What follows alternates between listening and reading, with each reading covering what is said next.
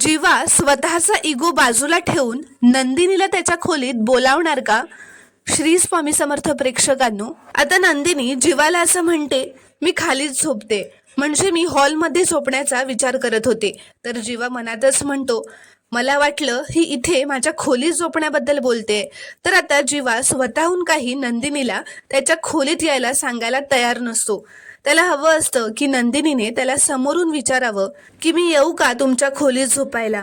तर जीवा तिला म्हणतो, ठीक आहे, तुला खाली हॉलमध्ये झोपायचंय ना, तर आत ये आणि चादर घेऊन जा.